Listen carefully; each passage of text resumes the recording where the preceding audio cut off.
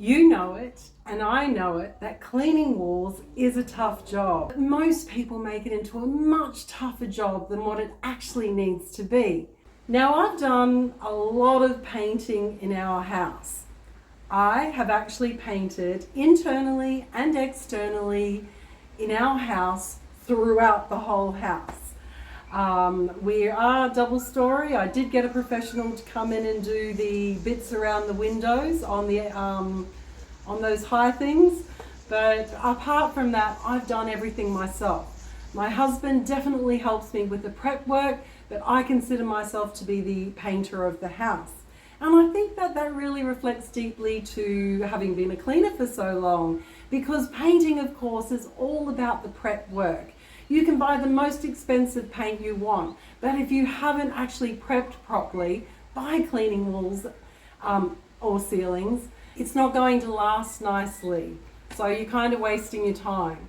So that's why I feel I've really got a lot of experience in cleaning walls and ceilings. It's a common thing for many people to go to clean their walls and ceilings by getting a ladder and just using a cloth that's sort of scrunched up and doing it manually like that.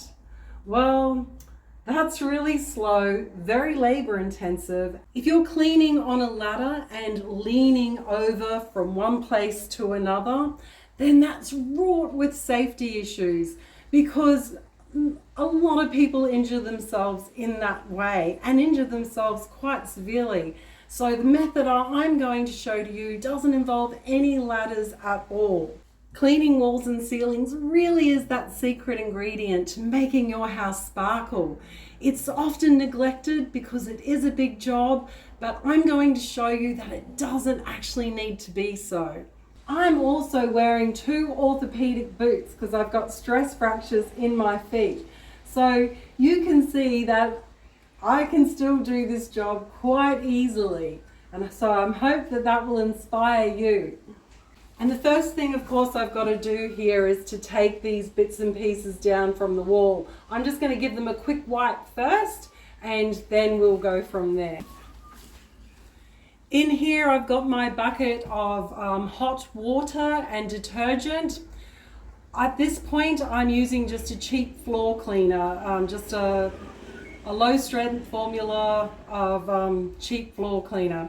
Usually I use a few drops of dishwashing liquid, and if the area is prone to any kind of mildew at all, I would add half a cup of vinegar or even a full cup. So that is a really good deterrent. But I don't have any problems like this in this hallway. These hanging pictures and mirrors were really dusty. I hadn't wiped them in ages, which is why I rinsed in the bathroom. I think a lot of you call these boots cam boots, and it certainly makes things interesting when you're trying to do things with them. It's like doing everything with some weights on my feet. So hopefully I get some more muscle in my legs through this experience. At this stage, I'm not using the bucket to rinse my cloth out because I want to keep that water in the bucket clean for when I'm cleaning the walls and the ceilings. And because some of the parts were quite dusty, I'm just going into the bathroom to rinse that out. Now, I'm not painting these walls this time. I have actually painted this hallway before in the past. When we first moved into our house, every single wall in this house was a curdled cream color with a very dark cream, a dark green trim. And so I've had a lot of painting to do over the years. We've lived here for 12 years now, and I have gotten around, as I said, the whole house and painted everywhere. But I do have some ceilings to do, and there are some rooms I probably want to repaint again, either because they need a freshen up or because I want to experiment with a different color. But I'm not painting them this time. All I'm doing is giving things a really thorough clean, because it's been a really long time since I've done that. To be really cautious with what you're using in your bucket, what kind of chemicals you're using. This is exactly why I only use really basic cleaning chemicals wherever possible. I'm thinking ahead because, of course, people don't plan to fail, they fail to plan. So So put down the drop sheets. Start down this end.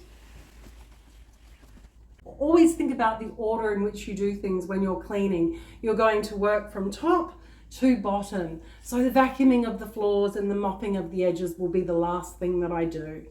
If you've seen any of my videos in the past, you know that I am a big fan of using flat mops in a lot of places in the house, and in particular for cleaning walls and ceilings. Most people, when they're cleaning, take a cloth, scrunch it up in their hands and clean like this. That's a waste of time. You're cleaning with this much surface area. That is not a lot, the size of your hand. If you're going to at least use your cloth, take it and fold it into quarters and use the whole of your hand for the surface area so that you're cleaning basically double the amount at any one time. However, if you use a flat mop, you've got this much surface area. So you can see why I'm a fan of using these things. It really does help make the job really fast and really easy. And I'm going to show you. So you can actually see by that darker spot on the ceiling that I had already started that job and sort of cut that bit of out of the video. But I started at the ceiling and then I did the walls there. It is actually quite quick. I always go over things again and again. That's just the way I do it because I know I'm not going to do this job again anytime soon. Before anyone comments that I'm cleaning walls that don't even look dirty, well, you can't see the dirt. I've got 4 sons and they have this habit of like trying to always touch things, ceilings and walls. They also bring bikes in and out of this house. So we end up with tire marks on the walls. So there is dirt that you can't see. Of course, I am not going to let my walls get filthy dirty when I know how easy it is to clean them. Moving that drop sheet along and cleaning the next section. Now you can see how that is effectively cleaning the walls and the ceilings.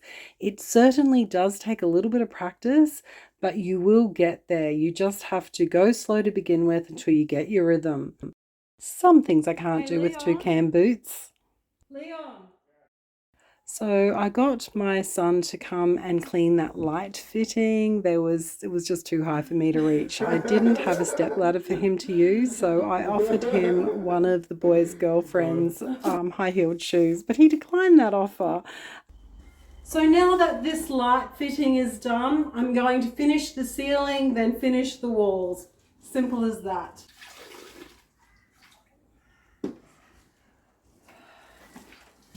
Rinsing out the cloth regularly is really important because if you don't do that, you're just going to be wiping around dirt and that's a complete waste of your time. So don't do it. You'll notice too when I wring this out, I don't squeeze it and twist it like that.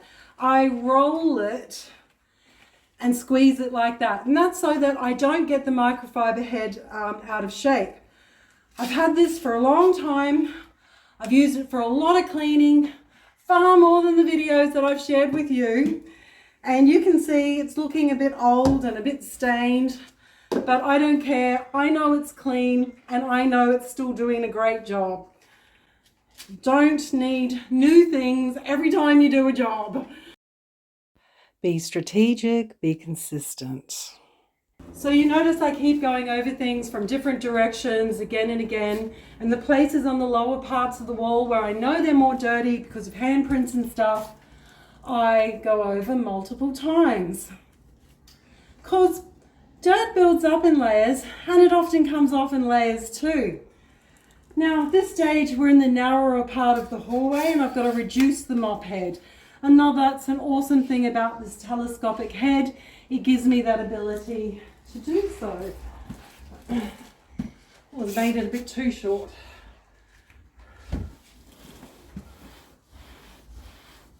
Definitely getting some insects and stuff from here. There's quite a few insect marks.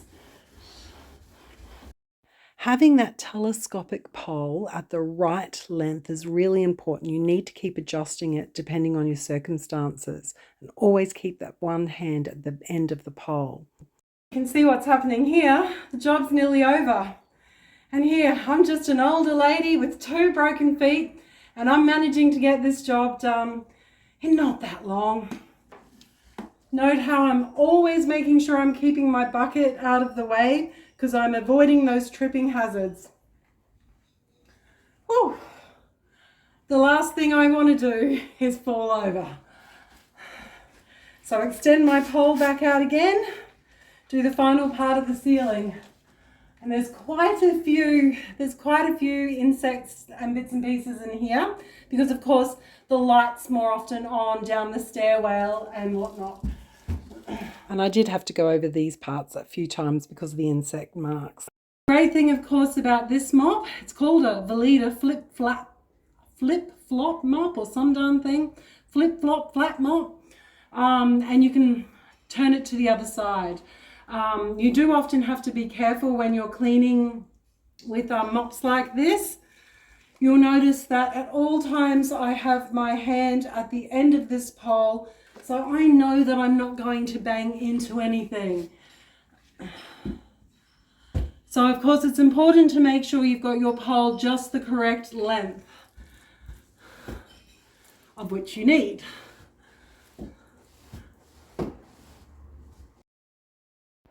This job has actually not taken me too long at all, under an hour. And in high impact areas, I do go over things again and again. You need to. Cleaning is awesome incidental exercise. Okay, my friends. That has so far taken me less than an hour. You can see I've done things thoroughly. And you can also see that despite having these orthopedic boots, I managed to get this job done really beautifully. It's come up looking really fresh and really clean. And I am very happy with the results. So I hope that encourages you to also tackle some of the walls and ceilings in your house. Thank you for watching.